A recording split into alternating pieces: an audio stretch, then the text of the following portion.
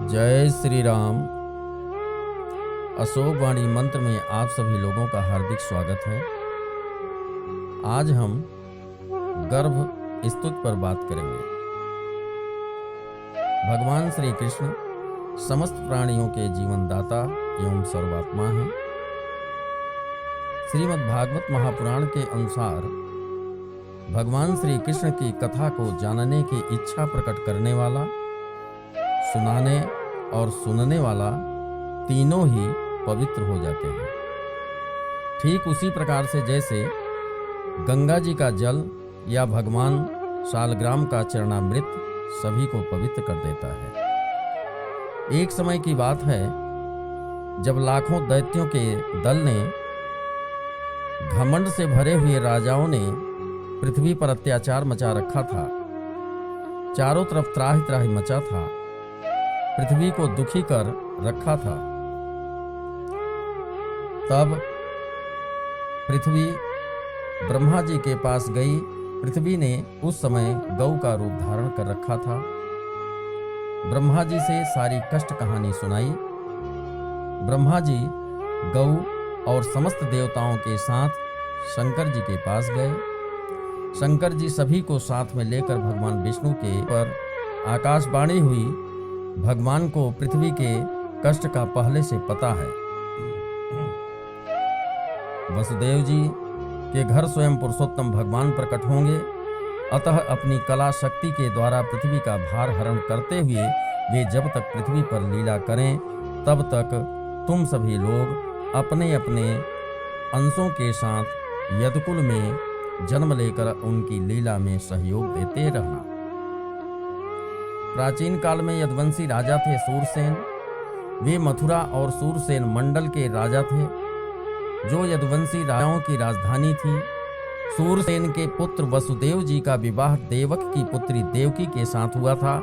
उस समय कंस अत्याचारी राजाओं के साथ मिलकर भयंकर अत्याचार मचा रखा था।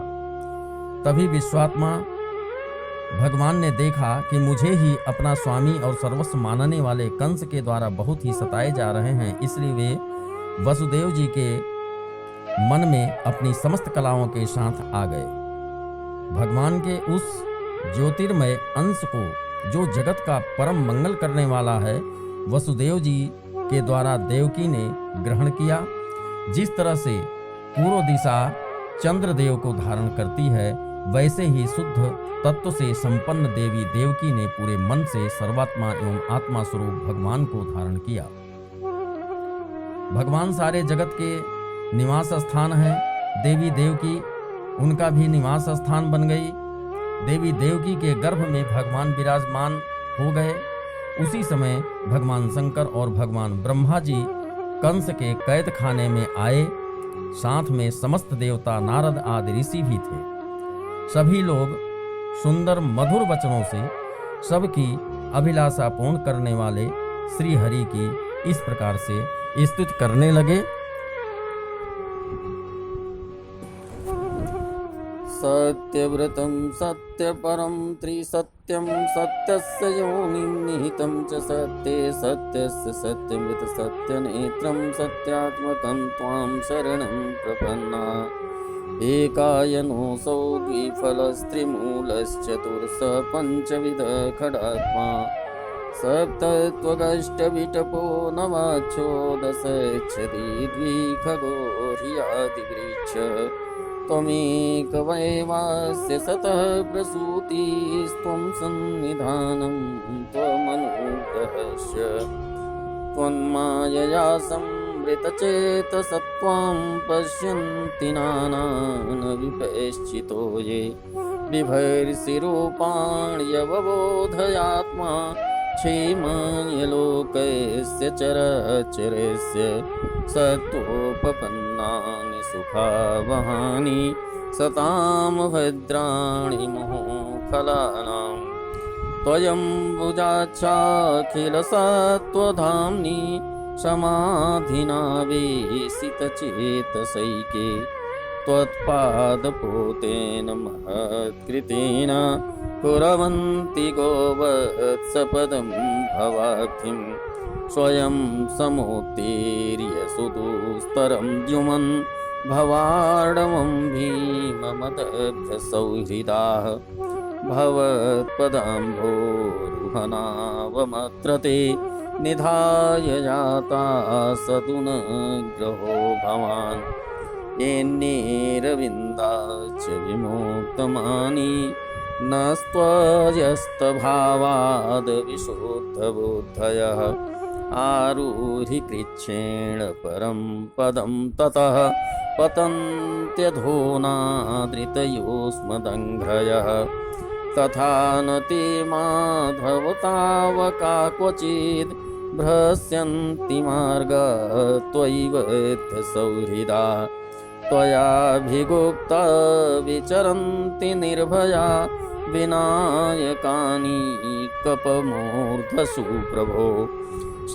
त्वं विशुद्धं श्रयते भवान् स्थितौ शरीरिणां श्रेयोपायनं वपुः वेदक्रियायोगतपः समाधिभिस्तवार्हणं येन जनः समीहते स त्वं न चेत्थातरिदं निजं भवेत् विज्ञानमज्ञानभिदापमार्जनं गुणप्रकाशैरनुमीयते भवान् प्रकाशते यस्य च येन वा गुणः न नामरूपे गुणजन्म कर्मभिर्निरूपितव्ये तव तस्य साक्षिणः मनोवचोभ्यामनुमेयवर्त्मनो देवक्रियायां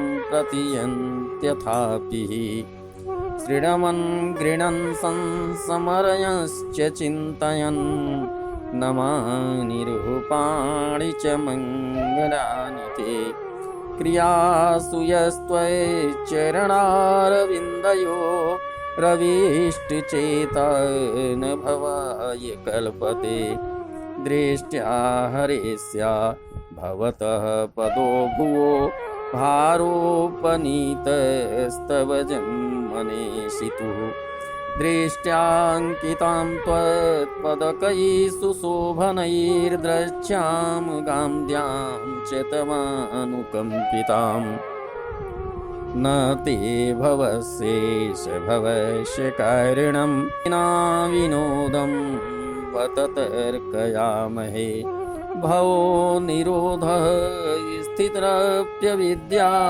कृता यतस्त्वयभयाश्रयात्मिन् मत्स्यास्वकच्छप नृसिंहवराहहंस राजन्यविप्रविबुधे सुकृतावतारः त्वमपासि न स्त्रीभुवनं च यथाधुनि भारं भुवो हरयदुत्तं वन्दनं ते दिष्ट्याम्बते कुक्षिगतः परः पुमा नंसीन् साक्षाद् भगवान् भवायनः मा भूतभयं भोजपतेर्मुमूर्षोर्गोप्ता यदूनां भविता तवात्मजः। देवी देवकी से भगवान शंकर और ब्रह्मा जी कहते हैं, माता जी, यह बड़े सौभाग्य की बात है कि आपकी कोख में हम सबका कल्याण करने के लिए स्वयं भगवान पुरुषोत्तम अपने ज्ञान बल आदि अंशों के साथ पधारे हैं। अब आप कंस से तनिक भी मत डरिए, अब तो वह कुछ ही दिनों का मेहमान है, आपका पुत्र यदुवंश की रक्षा करेगा। भगवान श्री कृष्ण प्राकट्य के समय इस स्तुति को पढ़ने, सुनने, सुनाने का प्रयास करना चाहिए। इस प्रकार श्री हरि की स्तुति पूर्ण करके भगवान शंकर ब्रह्मा जी को आगे करके समस्त देवगण स्वर्गलोक को चले गए। उसके बाद भगवान श्री कृष्ण का प्राकट्य हुआ। इस सुहावने समय पर रोहिणी नक्षत्र था। आकाश के सभी ग्रह, नक्षत्र और तारे शांत हो गए थे। भगवान श्री कृष्ण निशीथ समय पर अवतार लिए थे। चारों ओर घोर अंधकार था। उसी समय सबके हृदय में विराजमान भगवान विष्णु देवरूपिणी देवी देवकी के गर्भ से प्रकट हुए यहीं पर वाणी को विराम देते हुए प्रेम से बोलिए पुरुषोत्तम भगवान श्री कृष्ण की जय।